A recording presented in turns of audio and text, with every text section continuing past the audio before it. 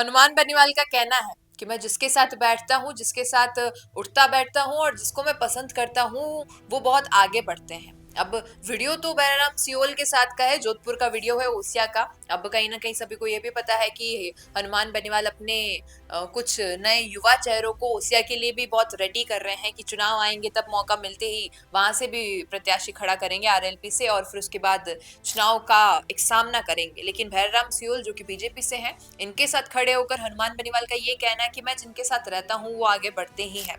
अब सोचिए कि आखिर किन किन नेताओं का नाम इसमें ले सकते हैं हम, क्योंकि जैसे कि कुछ नेता जो आरएलपी में थे और फिर पार्टी बदलकर दूसरी पार्टियों में चले गए, उनकी बात करें तो रेवत राम डांगा है और उम्मीदराम बेनीवाल है। अब रेवत राम डांगा का तो हम क्या ही जिक्र करें अभी इस वक्त, क्योंकि जो मामला इस वक्त चल रहा है राजनीति में उनका, कि भाई अब पता ही नहीं चल रहा है कब उनकी इस राजनीति की गाड़ी पे पॉज लग जाए, क्योंकि मामला ही ऐसा सामने आया है। विधायकी पर सवाल उठ गया है अब तो, और भ्रष्टाचार का मामला है। न जाने सरकार क्या फैसला ले। रुकिए और जरा ध्यान से सुनिए। क्या आप हमारी इन खबरों से अपने व्यापार को भी बढ़ाना चाहते हैं? तो आप भी खबरों के दौरान इस तरह के एलिमेंट्स पर अपना विज्ञापन दे सकते हैं, या फिर ऐसे खबर के 1 मिनट बाद अपना पूरा विज्ञापन डलवाएं, जो कि 8 लाख से ज्यादा सब्सक्राइबर्स और फॉलोअर्स वाले द फैक्ट इंडिया चैनल्स और पेजेस से राजस्थान के कोने कोने में पहुंचेगा, और इससे आपका व्यापार, ब्रांड, सब कुछ बढ़ेगा।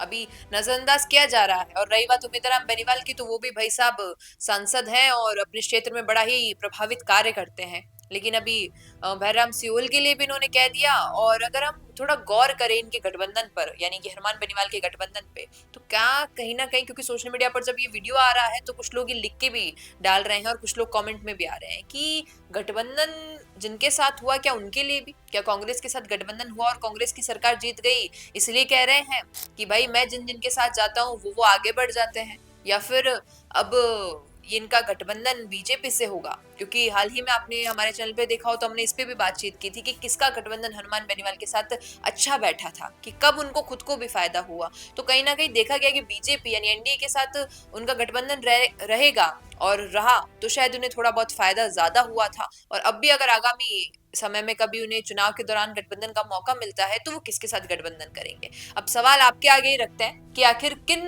मंत्रियों के लिए, किन नेताओं के लिए हनुमान बेनीवाल ने ये कहा कि मैं जिनके साथ रहता हूँ वो आगे बढ़ जाते हैं। कौन हो सकते हैं वो चेहरे, क्योंकि 2 नाम तो हमने ले लिए, लेकिन बाकी पार्टियों से और कौन से चेहरे होंगे। अब क्या कुछ कहा हनुमान बेनीवाल ने, ये सुनिए जरा।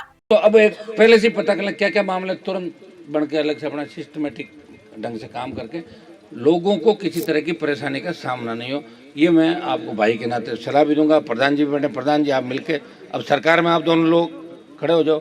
आप भी सरकार में, एमएलए साहब सरकार में, हम इनको शुभकामनाएं प्रेषित करते हैं कि भैराराम जी भाई, मेरी तो एक है कि मैं खुद के लिए तो लक्की हूँ कि नहीं हूँ, लेकिन जिनको मैं पसंद करता हूँ उनके लिए बहुत लक्की हूँ। तो ये सारी बातें थी। अब इस पर आपकी क्या राय है कमेंट में बता दीजिएगा। पसंद आया हो ये वीडियो तो इसे लाइक कर देना, शेयर कर देना, और हमारे चैनल द फैक्ट इंडिया पर सब्सक्राइब करना ना भूलें। धन्यवाद। अच्छा हो सकता है, लेकिन अगर नाम नहीं दिखा तो पहचान कैसे बनेगी।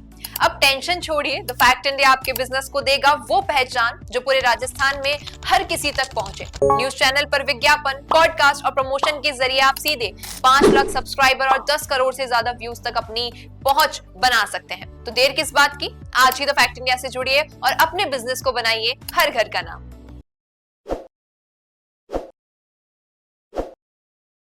ताज़ा खबरों के लिए विजिट करें द फैक्ट इंडिया की वेबसाइट और डाउनलोड करें द फैक्ट इंडिया ऐप।